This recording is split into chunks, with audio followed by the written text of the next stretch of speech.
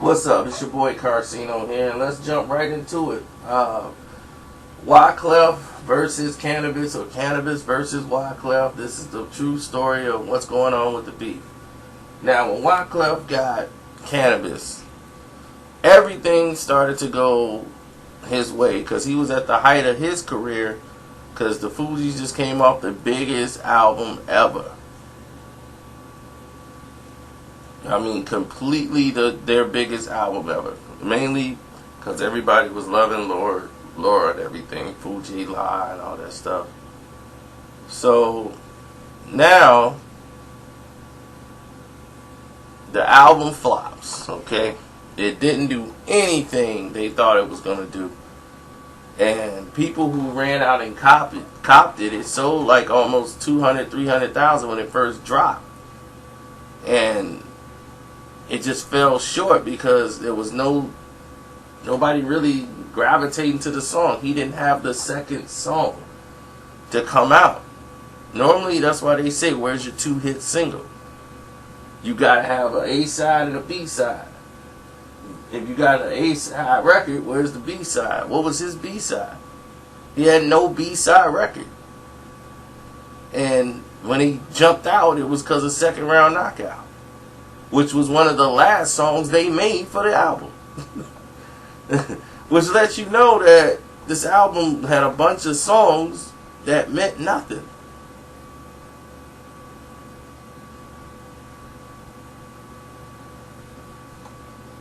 And Wyclef, and the thing was, Clef put himself on the line.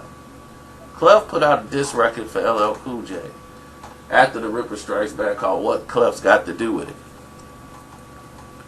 And that's because you produced it, you in the video, this is your guy. You could have canceled and stopped all of it. All of this could have been done.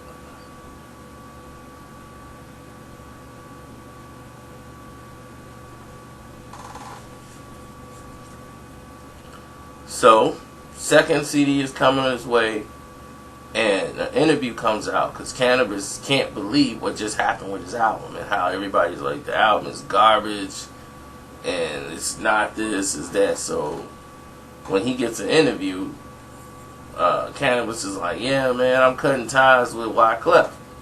You know, I'm dropping Wyclef. I'm, you know, as far as it goes. And it was,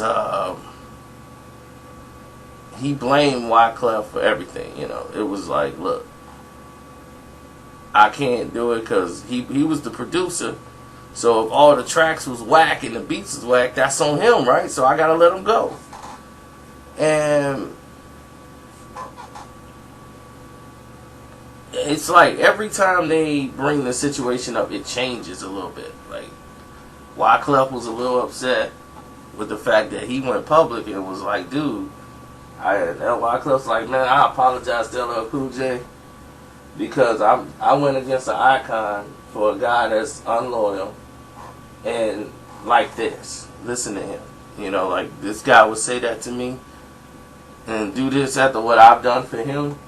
And everybody okayed those beats. You know, like, if you didn't like the track, you don't rap on it. You know, like, you gonna be like, man, well, and Canibus is like, well, he's the producer, so I feel he know what he's doing, but I didn't like the beats, I didn't like this and that, and I knew it wasn't gonna work, and Clef was like, no, man, it's gonna work, trust me. Now, look, now we got this out 10, this messing up my career. So the second album, 2000 BC, was coming out. And then he put out that 2000 BC song or whatever. And that's the one he was talking about, that you mad at the last album, I apologize for it. But Wyclef spoiled it and all that stuff. So with Canibus back against the wall, and he dropped that record, the 2000 BC, the name of that whole album, he's trying to use the same ploy he did with LL Cool J. Now he's dissing Wyclef. That's the lead single off the album. This album is far greater than the last album he put out. You know, I agree with him just as a hip-hop fan that this album is a lot better and this is the direction they should have went in a long time ago. But once again, Canibus' problem ensues. He has nothing that's going to resonate with the public.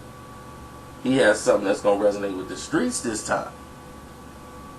You know, like these songs here, that can resonate with the people, with the hip hop culture genre. But everything else is going to miss and fly right over their head.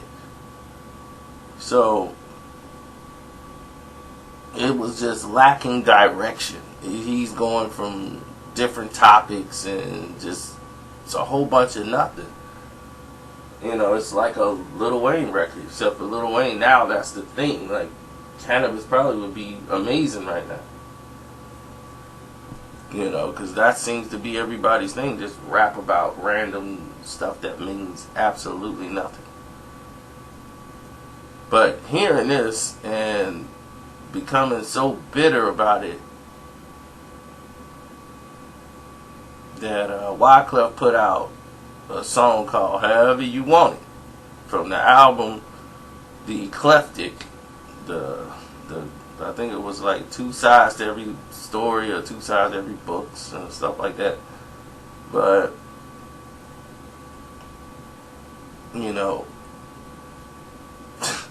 that's really was the end of it. They still didn't like each other for a very long time because of it. Because Clef is Haitian, and they take things a little bit serious. You know, like his feelings was hurt. Like, dude, how could you feel like the way you did it? You know, it was more like I put myself out there for you. I stood next to you when you was dissing LL, which was a risky move. You know, like doing that, but I backed you.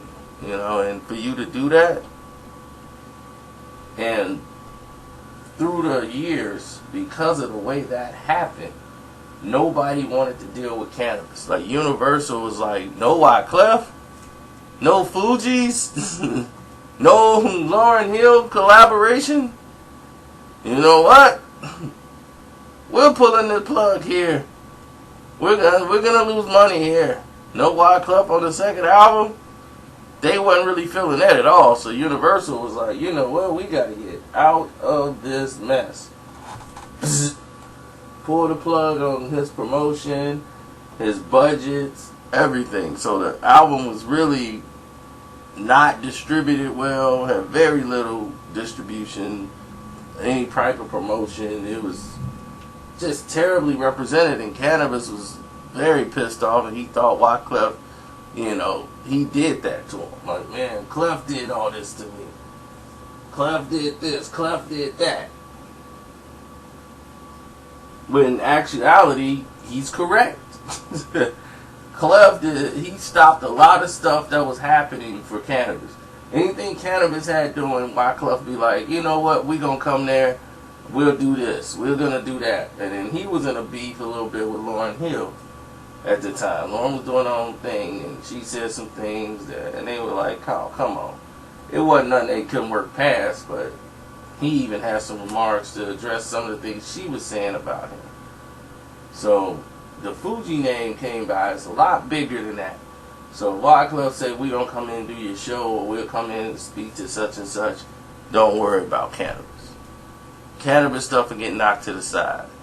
It's a big Hollywood game that they were playing. And other record companies was doing the same thing. Nobody would touch Canibus. He couldn't get shows in any high-level facility. People who he thought he had relationships with was completely gone once he had separated from Wyclef. Because now Universal and Def Jam are all one. You know, so it's like, look, we're not finna go against LL Cool J. He sells a lot of records. You do not. So we're gonna back him. And then after seeing what we saw the first record and we took a loss, we are not willing to take another loss.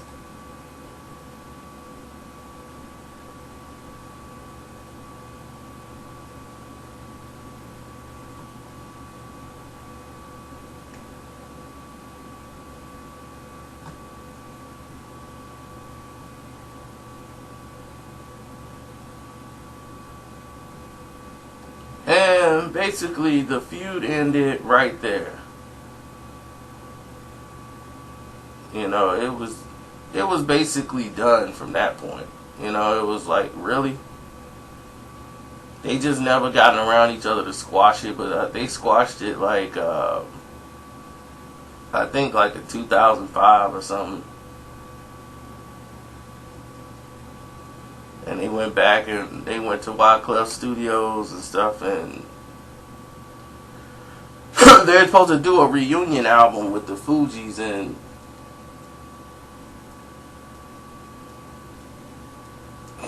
I still don't know what happened with that. But he said he recorded some songs with Clef, so I don't know about that. That's what he said, but we'll see.